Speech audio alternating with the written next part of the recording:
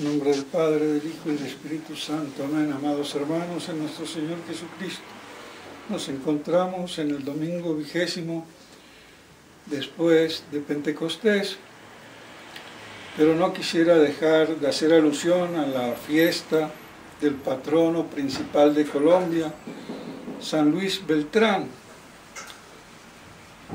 aunque sea para recordarlo y que lo tengamos presente, porque es una desgracia que tanto el pueblo como el clero desconocen o prácticamente no informan y hacen conocer a esta lumbrera de Colombia, al que le debe el país la mitad de la fe, si se puede decir así. Y eso que es patrono principal, y ni el clero se acuerda, y mucho menos los fieles. Y digo que media Colombia convertida, porque convirtió desde el Golfo del Darién, desde Panamá hasta Riohacha y Maracaibo, Venezuela,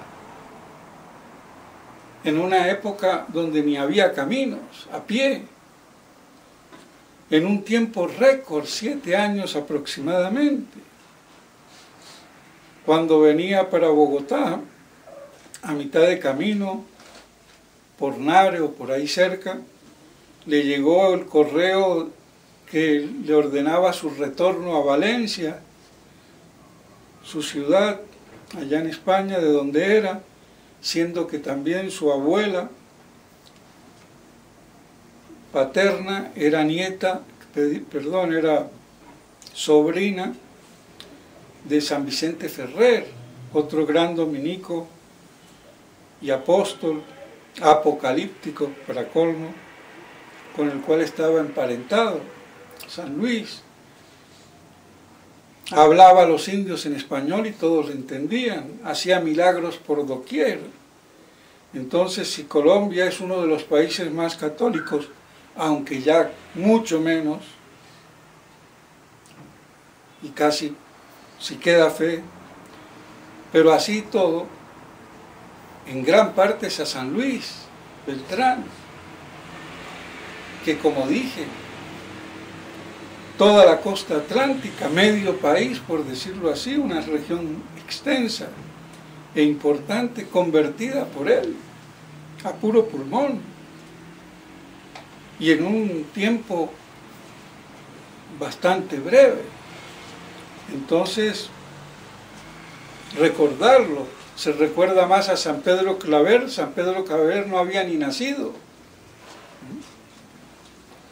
Entonces, aunque nació poco después, entonces no lo olvidemos y tengámoslo presente para encomendarnos a él. Pues bien, en el Evangelio de hoy vemos el milagro que hace nuestro Señor al hijo del régulo, o del reyezuelo, o de ese oficial al servicio del rey, o como quieran, poco importa, que vivía en Cafarnaúm, parece, y tenía a su hijo enfermo. San Juan Crisóstomo creo que lo confunde con el hijo del centurión, pues Santo Tomás dice que era hijo, no servo, el otro era un paralítico, este está enfermo, a punto de morir, y era, pues, dos personajes distintos, pero bueno, poco importa. De todos modos, nos puede sorprender ante la fe de este hombre, o la humildad, o como quieran llamarle, de pedirle a nuestro Señor, rogarle que fuera para curar a su hijo. Y nuestro Señor aparentemente le contesta groseramente, podríamos decir, o un poco tajante: si no veis milagros, no creéis. Pero tiene su razón, porque Santo Tomás explica muy bien que los milagros eran más bien para los gentiles. El pueblo elegido, los judíos, no tenían necesidad de milagros, debían de creer por las Escrituras. Entonces, en este sentido, dado que parece ser que este régulo se había formado, criado entre judíos, conocía entonces las Escrituras, y por eso aprovecha y le lanzas con aparente desparpajo, si se puede decir así, aunque desparpajo en nuestro Señor no hay, pero con esa, digamos, liberalidad, sin pelos en la lengua: si no veis milagros, no creéis. Porque nuestro Señor también le molestaba, y hay que decirlo, que vinieran a Él nada más que para pedirle hacer milagros. Como a Dios le molesta que se quiera a Dios por las riquezas de Dios y no por el Dios de las riquezas. O cuando la gente va a la iglesia a pedir que le hagan favores. Que está bien, pero no van por la fe. No van para acercarse a Dios. O a uno mismo cuando viene como sacerdote, sí. Viene por lo que uno le va a dar y no por lo que uno le podría dar para ayudarlo a ir a Dios. No van al sacerdote por el sacerdote, sino por lo que les va a dar el sacerdote. Es el mismo cuento, la misma historia. Y eso fastidia y molesta. Porque hay un interés, si quieren, lucrativo. Entonces también es lógico que a nuestro Señor le irritaba eso, le molestaba.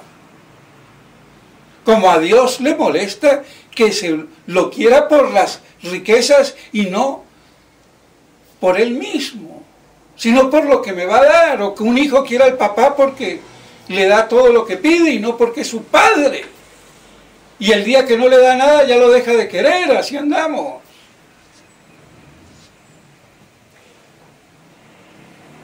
Pues bien, entonces no nos extrañe.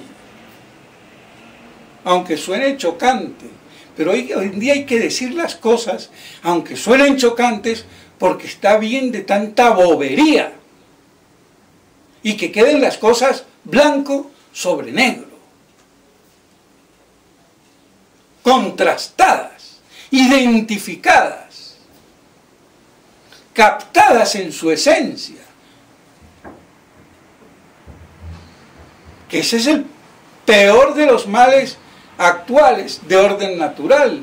Las inteligencias, las intelequias, no captan la esencia de las cosas, ni los abogados, ni los médicos, ni los ingenieros, ni los curas. No saben definir nada. Todo es depende. Sí, ya sabemos que depende.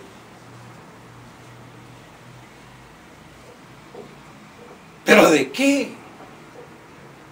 No se conceptualiza, no se capta la esencia de las cosas. Por eso la gente no piensa, la gente imagina. Y con la televisión y el internet mucho más. Cuando las imágenes ayudan. Pero no, hay que quedarse en la intelectualidad sensible, hay que ir a la intelectualidad espiritual, del conocimiento inmaterial, que nos dan los conceptos, las esencias de las cosas. Así de claro. Las universidades para nada de esto sirven, ni los colegios. Atiborran de deberes y no saben ni dónde están parados. No se enseña a pensar.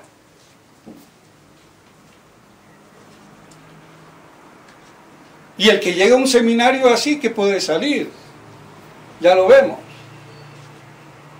Un idiota ensotanado, punto. Y si llega a papa, pues tenemos a Francisquito. Bueno, aunque ese sí piensa, pero piensa al revés, que es peor. Pero bueno. Entonces, vemos por qué esta respuesta tan tajante. Y pues bien, este hombre así todo cree. Nuestro Señor, al decirle nuestro Señor, ve, tu hijo vive.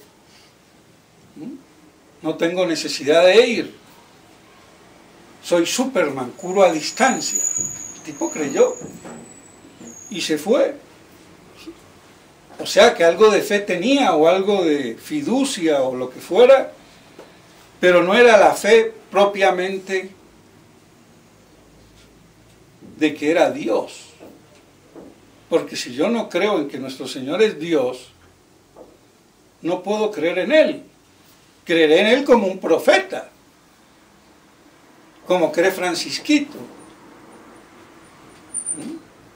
Pero por eso dice que no cree en el Dios católico, pero cree en un Dios, ¿sí? Como los masones, arquitecto del universo, o Cristo el gran profeta, como incluso Mahoma creía, un gran maestro, pero no más. Pues bien, sin embargo cree en ese sentido. Cuando llega, le dicen que su hijo está curado, pregunta la hora y se apercibe de que era la misma hora en que nuestro Señor le dijo, ve, tu hijo vive. Y ahí creyó él y toda su familia. Ahí podemos decir que sí creyó en que ese hombre era el Mesías, que era el que anunciaba en las Escrituras, que era el Hijo de Dios, el Hijo del hombre, que era el Hijo de David. Y por eso entonces el Evangelio dice que se convirtió él y toda su familia. Y San se acabó. Y aquí aprovecho porque quiero completar con lo que dije en la prédica pasada, y no sé si lo llega a decir todo ahora, porque el tema y todos los temas son extensos y densos. Pero ya queda claro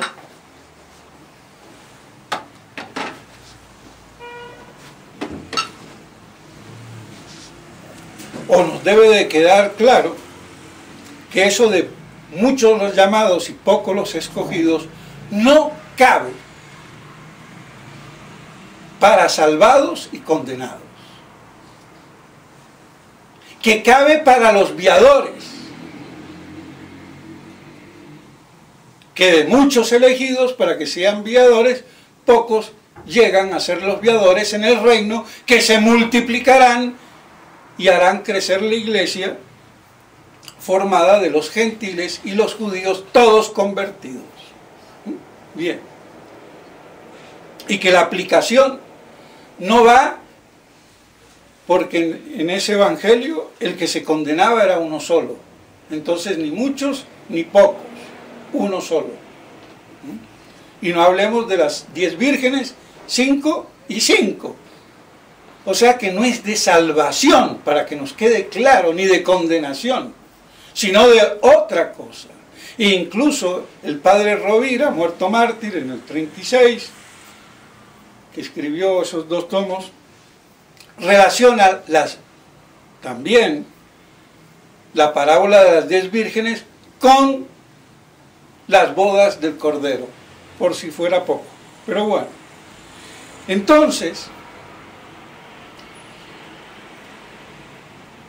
queda claro que el tema de la salvación sigue siendo un misterio si somos pocos, si somos muchos, y a nadie le interesa. Lo que nos interesa es que nos salvemos y que todos nos salvemos, porque Dios quiere que todos nos salvemos. Él no predestina a unos al cielo y a otros los predestina al infierno. Eso es calvinismo y luteranismo puro y duro. En esos termina Báñez y la mal llamada escuela tomista, queriendo refutar a los antitomistas,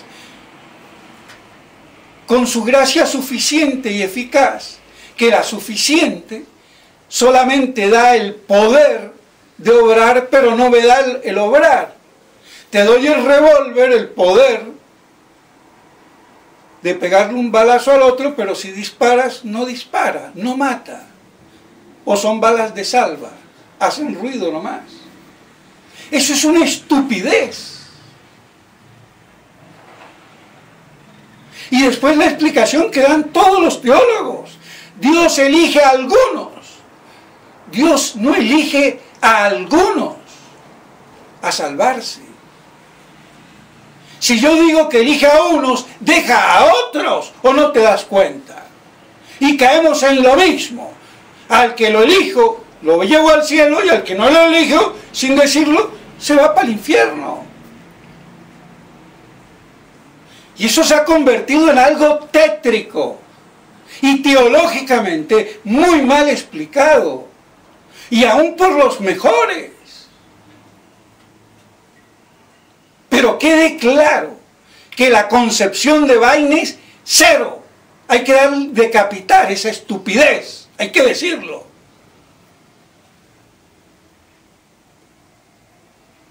Porque está ya bueno de tanta mala explicación.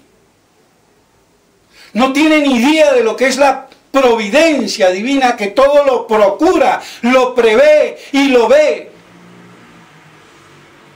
Y lo causa. Y sin embargo, Dios no causa el mal.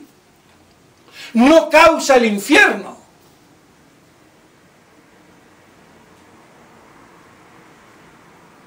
El infierno no es creación de Dios, es de Satanás, rebelde, que, por decirlo así, obliga a Dios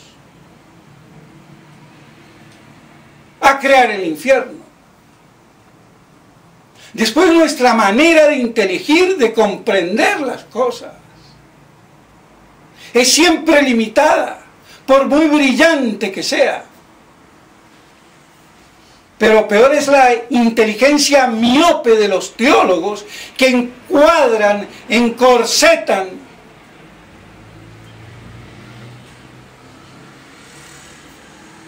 los misterios de Dios en su lenguaje, que termina en absurdos, como le pasó a Báñez y a todos los imbéciles que le siguen y que se creen tomistas y no conocen a Santo Tomás. No lo conocen por la miopía. Y eso es lo que quiero mostrar con 4 o 5 textos de Santo Tomás, que aunque no se nos dé una explicación teológica magistral, que el pobre fiel tampoco la tiene por qué saber, porque no es teólogo, pero sí necesita con qué manejarse en esta vida.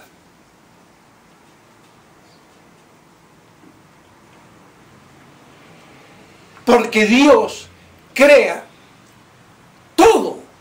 En Él somos, existimos, nos movemos y vivimos, como dicen los Hechos de los Apóstoles 17, 18. Me convertí en medio protestantón ahora, me sé de memoria la Biblia. Pues no, es simplemente un articulito. Entonces todo lo hace Dios, menos el mal. Y Dios hace la libertad.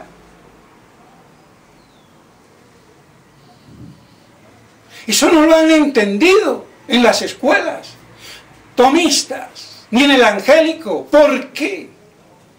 Porque no conocen la causalidad trascendental divina.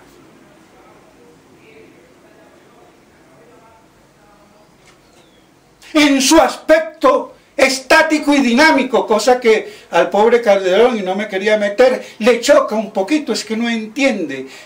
Dinámico, ¿qué quiere decir? De la operación, del hacer, del obrar. Y estático, del ser, del ente, de la esencia, de su constitución, que es antes para que después se mueva. Porque agere sequitur esse. El obrar sigue al ser. Pero esto le choca un poco porque tampoco lo entiende. Aunque hable. Y me lo cargo porque que aprenda. Y por eso se permite incluso de menoscabar a Fabro, aunque lo alaba por un lado, pero por el otro lado. Entonces no han comprendido la causalidad trascendental de la que nos habla el padre Fabro, que no lo comprendía ni tampoco el padre Sánchez Abelenda. Cuando me dice, che Basilio, yo no entiendo qué es la causalidad predicamental y trascendental, ni la participación trascendental. Y dije, oye, si este bocho, si este sabio no entiende, esto debe ser importante, aquí yo le meto lo que tengo. Y así fue como lo conocí a Fabro cuando fui a Roma, que me dio el padre la dirección. Pero no lo entendía, bueno, lo decía, no lo entiendo, y si no entiende eso, no entiende nada, el pobre. Pues algo parecido le pasa a Calderón. Y manosea, y explica, y se deja sin explicar un montón de cosas.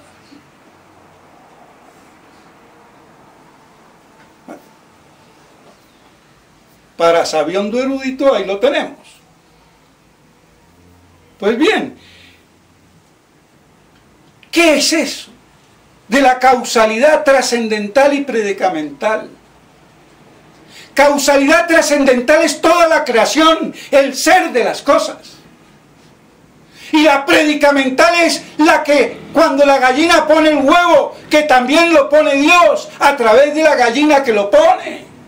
Y de las mamás que paren hijos. Y de toda la causalidad que vemos en el orden cosmológico, si queremos decir así, físico o químico.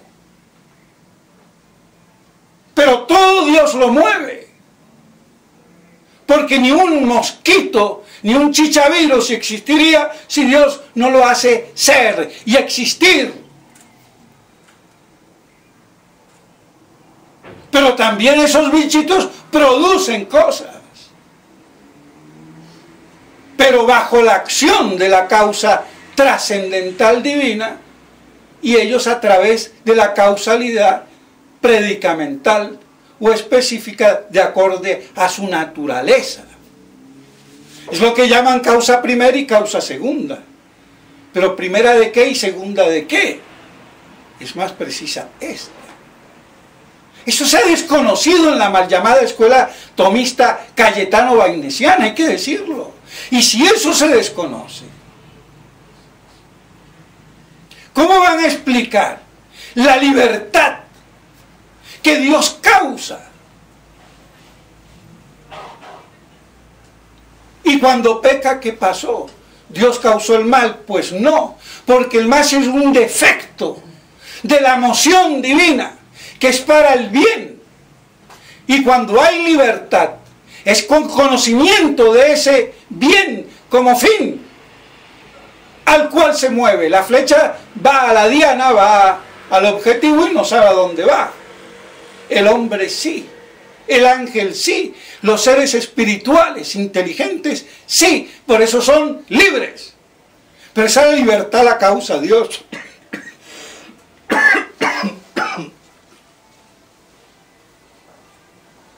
Pero no su defecto.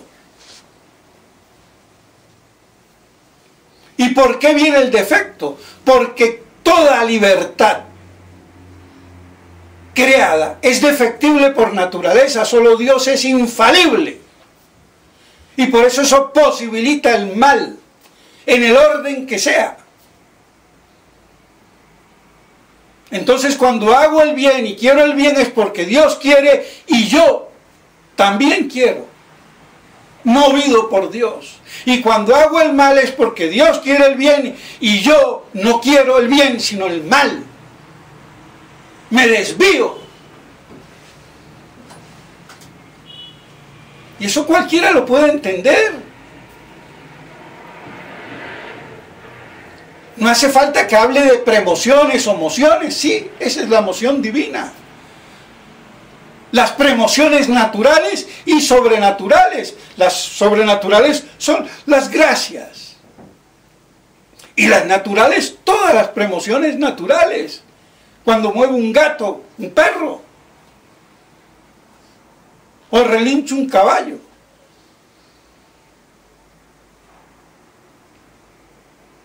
Entonces, si yo no sé qué es la causalidad trascendental, predicamental, lo que es la libertad, ¿cómo opera? ¿Qué voy a explicar yo de la providencia divina y menos de la predestinación, que es una parte especial de la providencia de Dios? Y cuando entonces con mi miopía y mi erudición de imbécil, quiero encuadrar a Santo Tomás fuera de lo que él dice. Y lo increíble es que los papas no hayan tomado partido para finiquitar esto. No, cállense, jesuitas y dominicos y los que estén con unos y los otros, y nos insulten, no se peleen, porque ahí sí los excomulgo. Ahí sí excomulgas. Cuando dicen estupideces no, pero ahí sí. Nos insulten y que cada uno piense lo que quiere. Pues yo pensaré lo que se me dé la gana. Imbécil el Papa que actúa así. Porque lo que tengo que hacer es, hago un concilio, llamo a la gente más capaz y vamos a ver qué pasa aquí. Pero el error no puede ser, y que cada uno piense lo que se le dé la gana, no. Pero faltaba materia gris en los papas, en los cardenales, en los obispos. Y sigue faltando hasta el día de hoy, pero ya ni son ni papas, ni obispos, ni cardenales. Son la contraiglesia del anticristo, así que chichalandia para allá. Pues bien, entonces, ¿cómo es posible que reduzcan, metan a Santo Tomás en un corsé de su estupidez?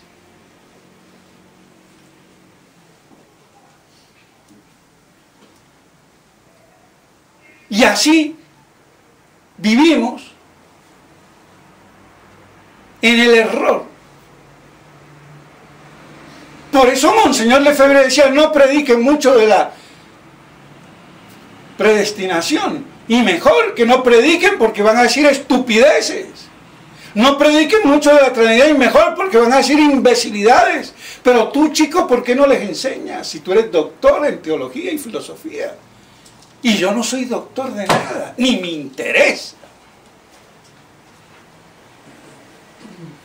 A mí me interesa es comprender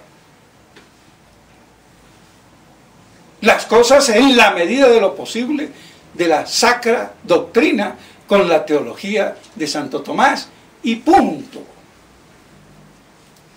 Entonces, no me quiero alargar,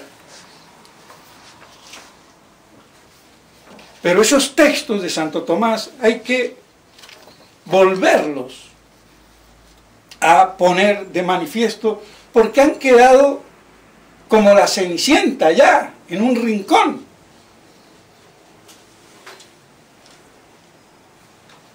Entonces, por encima de las explicaciones miopes, si se tuviera en cuenta, aquí lo tengo que traducir, aunque yo para traducir, porque no lo tengo traducido en español, porque es de las cuestiones disputadas de Veritate, pero dice así: a la divina providencia pertenece proveer a cada cosa lo necesario a la salvación, mientras que de parte de ésta no haya algo que lo impida.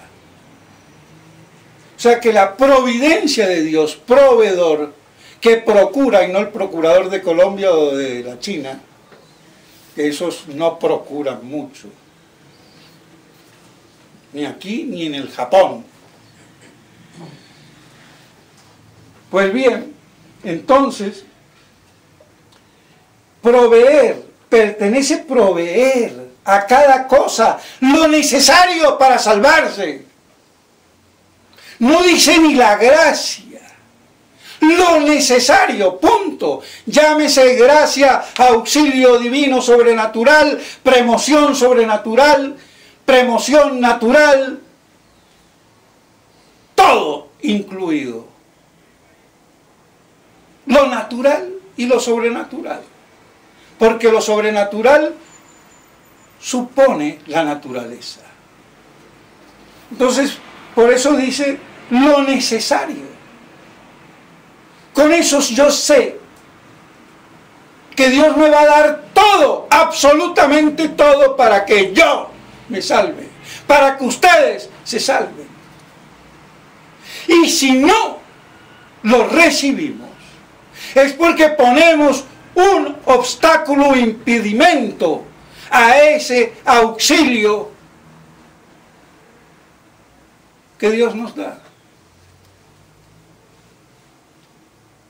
Y es la libertad que se opone, porque la piedra, ni el burro ni el caballo se oponen, aunque a veces pues no le hacen tanto caso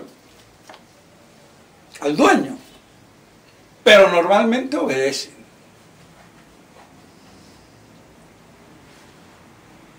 Las estrellas obedecen, los planetas obedecen, si no, no andaría la relojería del cosmos. Pues bien, entonces, con eso yo me tranquilizo. Y sé que soy responsable de no obstaculizar esas gracias o esos auxilios necesarios para mi salvación. Esto lo dice en la Cuestión de Veritate, capítulo 14, artículo 11. En el ad primum, o sea, la primera respuesta o objeción. Y en la segunda objeción que responde, dice: Dios no defecciona nada, no nos falta o defecciona en darnos lo que nos es necesario. Deus non deficiet nobis habeo quod nobis es necesario. Dios no deja de darnos lo que nos es necesario. Vuelve y lo repite. Es lo mismo. Si yo no me salvo, es por culpa mía, no culpa de Dios. Por eso San Agustín decía: el Dios que te creó sin ti no te salvará sin ti. Entonces, a cuento de que vienen después los teologastros a decir otra cosa, como Báñez, por ejemplo, y sus imbéciles seguidores. Porque hasta el día de hoy, si algo enseñan de esto, que muy poco me enseñaron cuando yo estuve y mejor, pero si siguen enseñando, es esta misma cuestión de Báñez.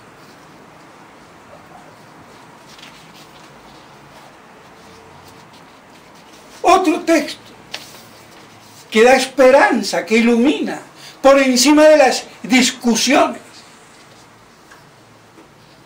La predestinación presupone la presciencia de las cosas futuras.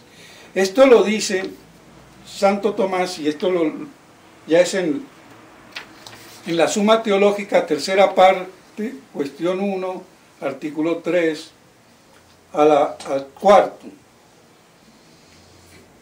La predestinación presupone la presciencia o sea, el conocimiento infalible de Dios, de las cosas futuras. Y dentro de las cosas futuras está todo el bien y todo el mal que puede ser.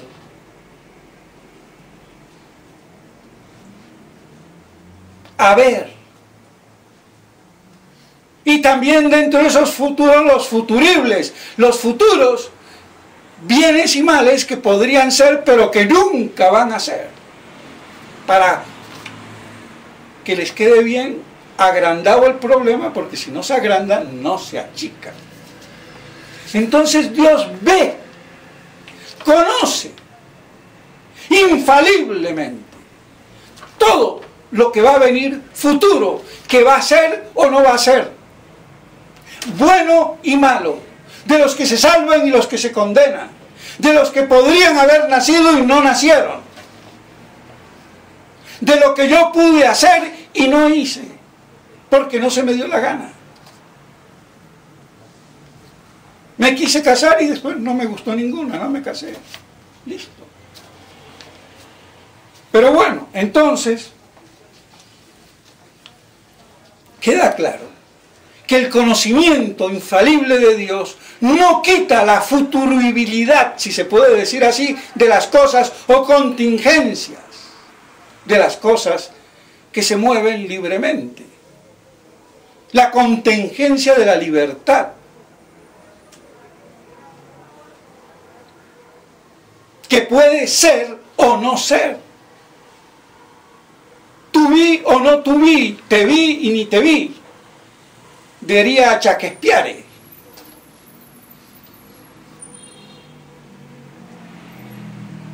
Antes de elegir, quiero o no quiero, tú me quieres, tú querrás o no querrás casarte conmigo, tú querrás o no querrás.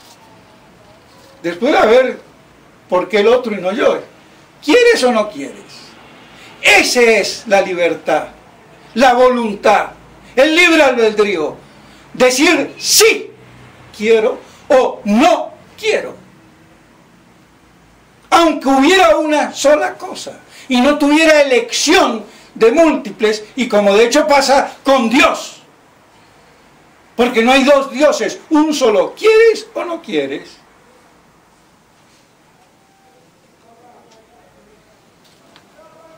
Pero como la libertad para el común de los mortales es la elección de los medios al fin, ¿y el fin quién lo elige? Ah, no, eso está ya predeterminado, sí, como ordenamiento, pero tengo que actualizarlo con un querer como fin de esa acción. Primero quiero ir a Roma para después decidir si voy en yate, en barco de lujo, en tren, si hay tren, que no hay, o en avión, en barco o en lo que sea. Cosas mal barajadas. Que esto lo explica justamente el padre Fabro. De ahí su gran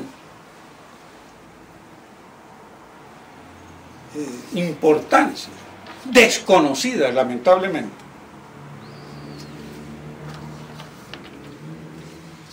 Y si a esto le sumamos, porque dirán, bueno, ¿y la gracia qué pasa?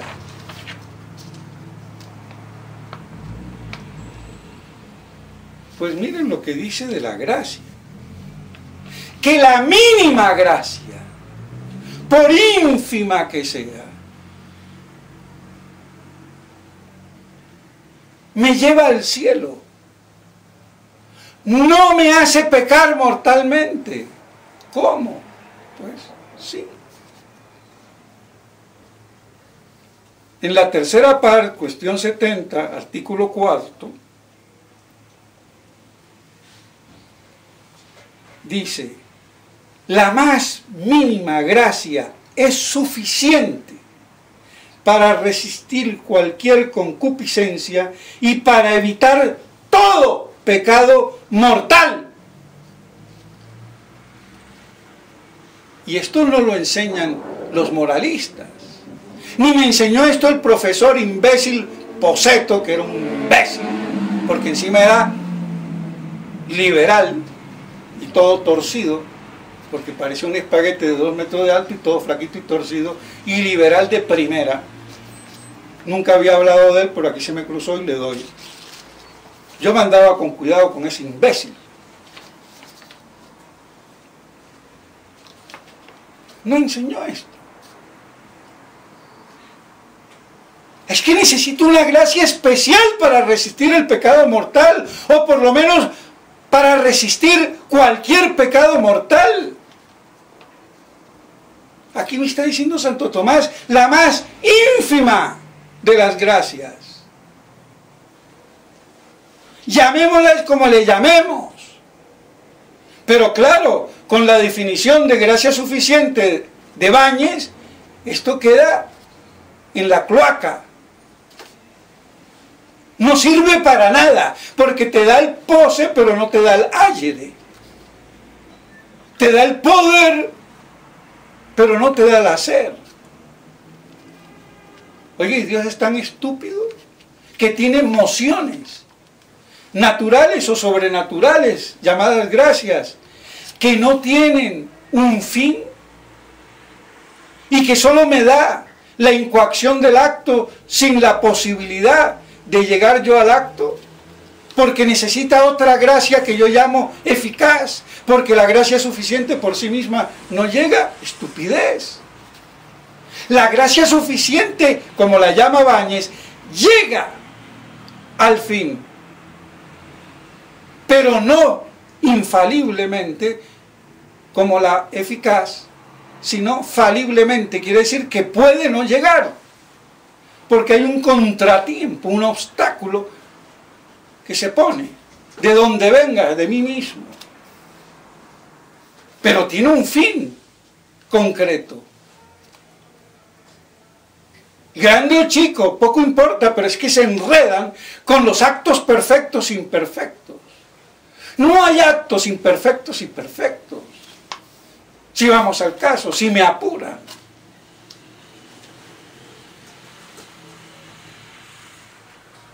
Podríamos llamarlo imperfecto porque no llega al fin. Y ahí sí, imperfecto. Comencé el cuadro y no lo terminé.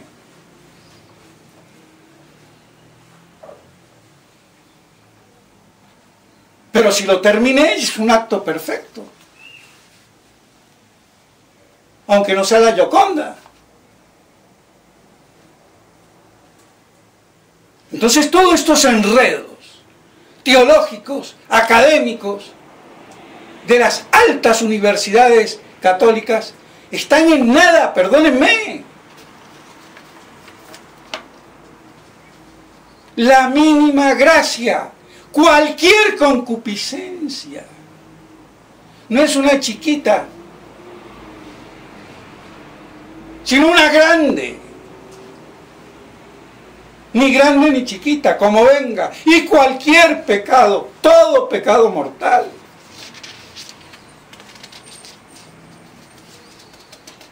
No necesito una gracia especialísima para no sucumbir a la diosa Venus, por ejemplo.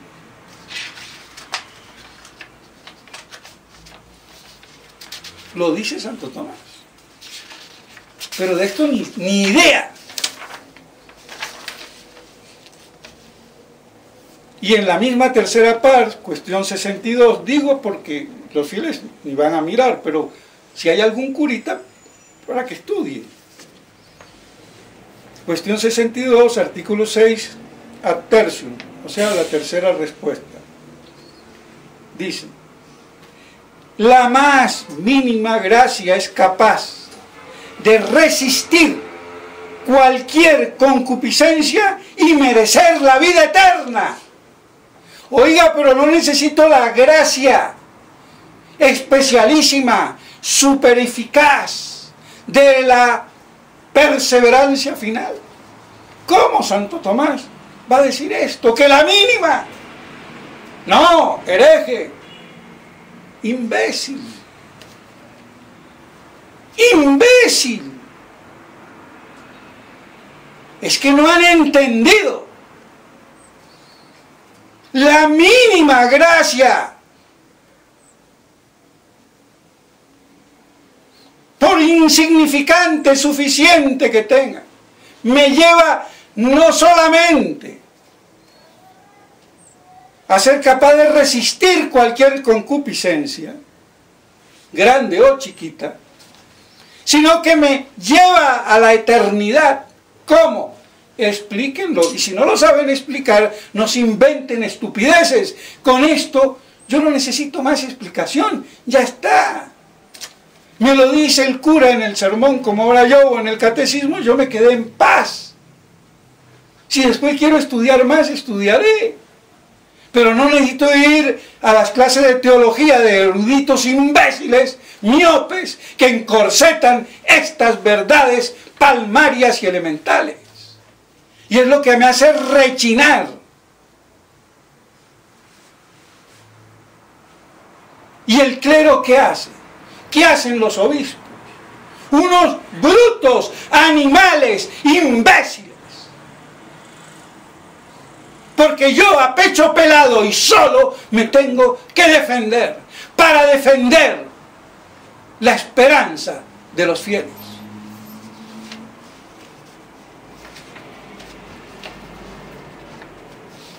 Entonces con esto no necesito saber más.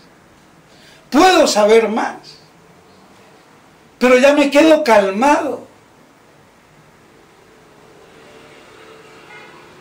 Y no me pongo a ver si es suficiente, si es eficaz, si es infaliblemente eficaz o suficientemente eficaz.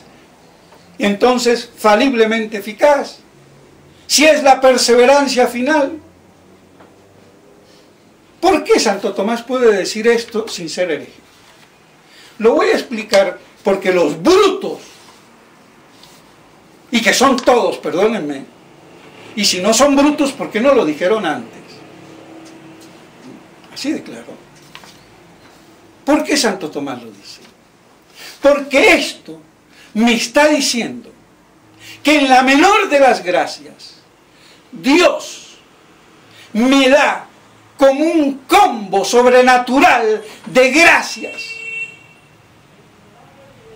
insertadas unas con otras hasta la gracia de la perseverancia final. En cada miserable gracia, si se puede decir así, me está abriendo las puertas del cielo, me está concatenando las gracias hasta el final. Si no, no lo podría decir, pero de esto no se dan cuenta ni aún muchos grandes teólogos en los que me baso, y muy inteligentes y más que yo.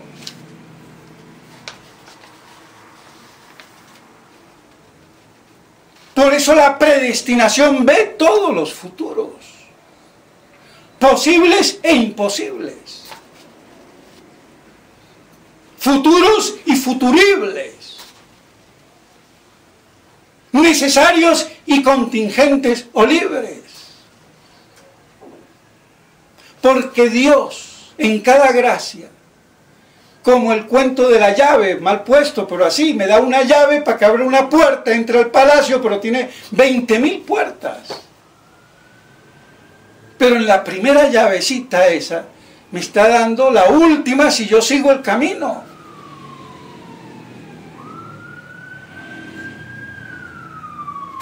Eso es todo.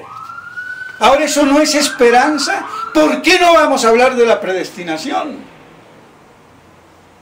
Porque los católicos tenemos un concepto judeo-protestante de la predestinación. El mismo de Lutero, con un lenguaje teológico más cristiano y pretendidamente basado en Santo Tomás, para colmo. Por eso es que bajarlo a patadas.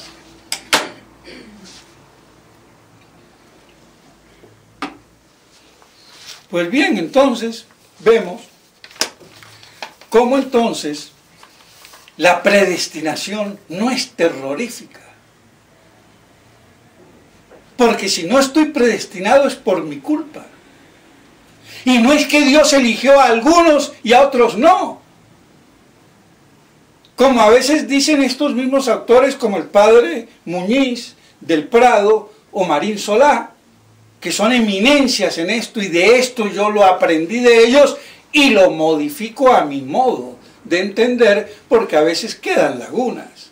Por ejemplo, Marín Solá hablaba de predestinación post previsa de mérita, o sea, después de prever los pecados, pero no después de prever los méritos.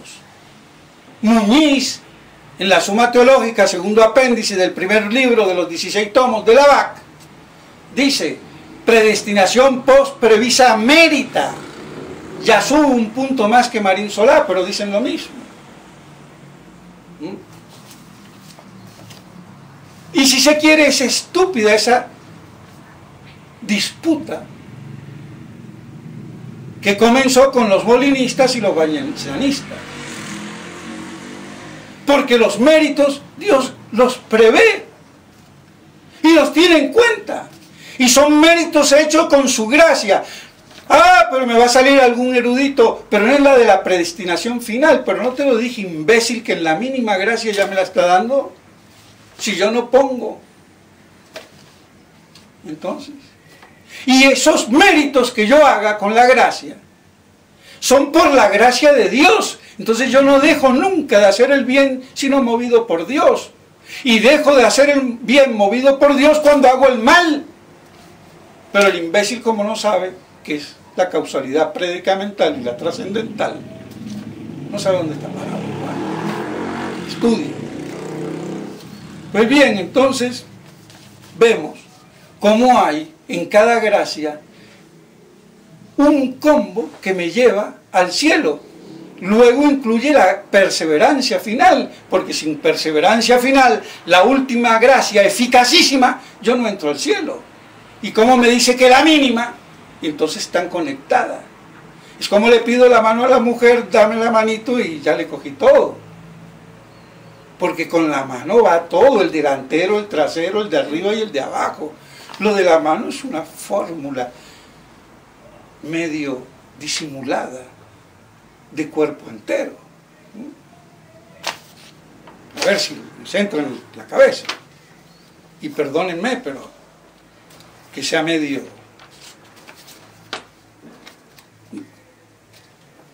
imbécil como digo las cosas, pero es que así tiene que entrar.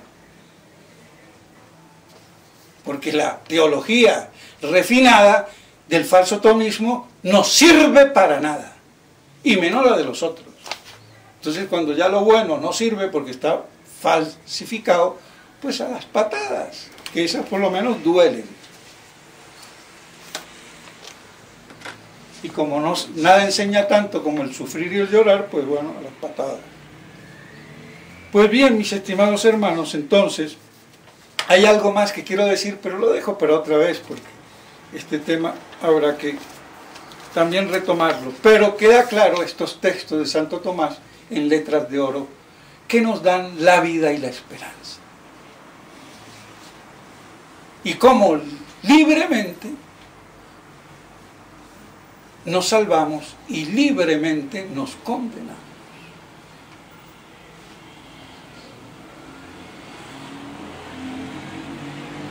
Es el misterio máximo del hombre, la libertad.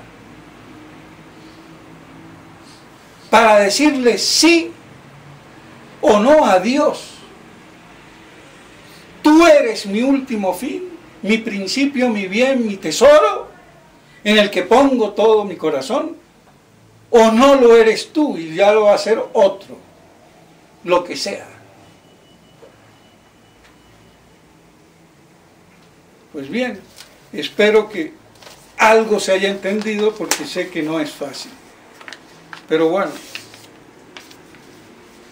que esto nos ayude y ojalá que así todo esto nos aumente la fe y la esperanza.